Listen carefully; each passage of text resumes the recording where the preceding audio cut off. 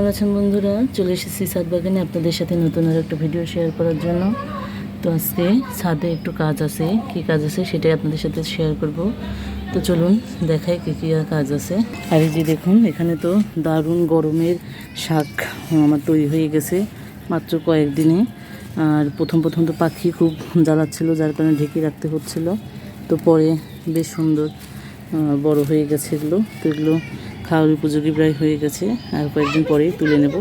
তো আজকে আমার যে কাজগুলো আছে সেটা হচ্ছে, আমি একটু লাইট ওয়েট বেড কীভাবে তৈরি করি সেটা আপনাদের সাথে শেয়ার করব। কিছু তৈরি করাও আছে, আর আজকে কিছু তৈরি করে রাখবো। এটা আমি তৈরি করে বেশ অনেক দিন ফেলে রাখার পরে এটা নিচ থেকে যখন পচতে থাকে, তারপরে আমি এর মধ্যে গাছ বা বীজ বসাই। তো আজকে তাই করব, একটু বেড বানাবো, একটু বীজ রোপণ করব। তো সেগুলো আপনার সাথে আজকে শেয়ার করব। চলুন। তো এই যে চলে এসেছি আমি এখানে। তো এই যে এখানে আমার সবজির খোসা সমস্ত এখানে জড়ো করে রেখেছি।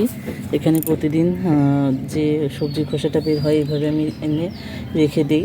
তো এইগুলো অনেকটা শুকিয়ে এসেছে, কারণ কাঁচা সবজি দিয়ে আমি বসাই না, এটা ফাঙ্গাস লাগার হয়ে থাকে, লেগে যেতে পারে, যে কারণে আমি ওটা দেই না। তো একটু শুকিয়ে নিই যাতে করে কোনো ওই ভয়টা থাকে না। তো চলুন আজকে বেডটা বানিয়ে নিই। তো প্রথমে এই টবগুলোর মধ্যে এর মধ্যে আমি একটু এই নিচে একটু যে দিয়ে নেবো, একটু অন্য কিছু মাটি করা আছে ওইগুলো দিয়ে নেব। তো এই যে এইটা আমি আমার সব বেড তোলার পরে মাটিগুলো চালার পরে এগুলো বের হয়েছে।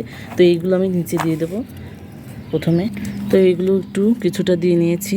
তো এরপরে দেব আমি এই যে সবজির খোসাগুলো। তো এই যে এগুলো দিয়ে আমি আগে ভরে নিই, তারপরে আপনাদেরকে দেখাচ্ছি। তো এই যে এটা ভরে নিয়েছি প্রায়। তো এটা ছোট পাত্রের জন্য এটা আমি একবারেই শুধু সবজির খোসা দিয়ে নিলাম। আর এরপরে আমি মাটি দিয়ে নেব। আর এটা যদি বড় বেড হতো তাহলে আমি এর মধ্যে একবার করে সবজির খোসা, তারপরে একটু করে মাটি আর দিয়ে বসিয়ে নিতাম। তো এটা দেওয়ার প্রয়োজনে ছোট বেড, যার কারণে একবারেই দিয়ে দিলাম। তো এর মধ্যে আমি একটু মাটি দিয়ে দেব। তো এই যে এটার মধ্যে আমি এর আগে একটু গোবর সার দিয়ে মাটি তৈরি করে রেখেছিলাম। তো সেই মাটিটাই আমি এখন এই বেডে দিয়ে দেব। সামান্য একটু মাটি শুধু দিয়ে এটাকে জাস্ট পচার জন্য মাটিটা দিয়ে দেব। এটা একদম যখন পচে যাবে দেখবেন এই ভরায় এই পটটা একদম নিচে নেমে আসবে, তখন পচে যাবে। তো এইভাবে আমি এটার মধ্যেও একটু মাটি দিয়ে দেবো। এভাবে আমি পচার জন্য 10-15 দিন রেখে দেব, তারপরে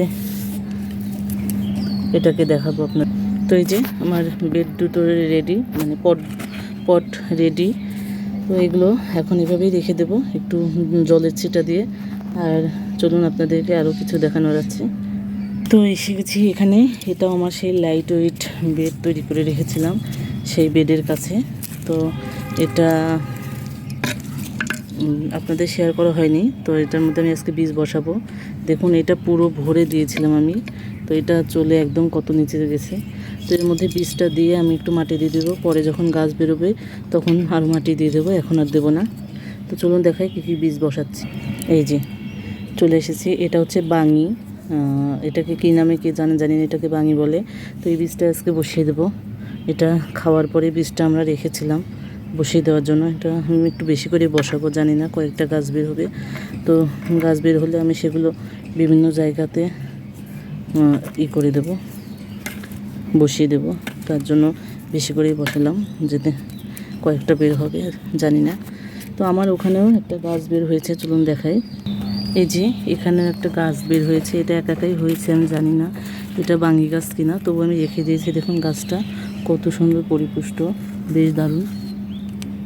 আর এই যে দেখুন আমার একটা জবা গাছ, এই গাছটা একটা ছোট বালতির মধ্যে আছে, কিন্তু এর গ্রোথটা এত সুন্দর। দেখুন কত পরিমাণে কলি এসেছে। এতে আমি কিছুই দিই না, শুধু সবজির খোসা, সবজি ভাজান জল আর খোলের সার দিই, এগুলোই দিই। আর গাছ বসানোর সময় গোবর সারটা দিয়ে বসিয়েছিলাম।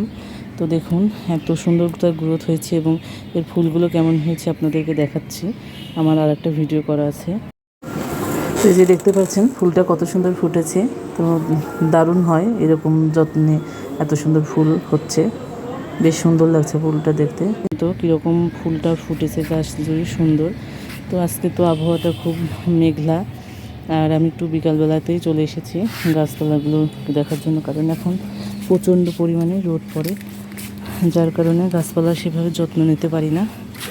তো আজকে এতটুকুই ছিল আপনাদের সাথে শেয়ারিং। কেমন লেগেছে জানাবেন। ধন্যবাদ সবাইকে ভিডিওটি দেখার জন্য। ভালো লাগলে লাইক কমেন্ট শেয়ার করে দেবেন। ভালো থাকবেন সবাই। আর যারা নতুন বন্ধুরা আছেন তারা প্লিজ আমার চ্যানেলটা সাবস্ক্রাইব করে দেবেন। আর সবাইকে অসংখ্য ধন্যবাদ এতক্ষণ আমার ভিডিওটি দেখার জন্য।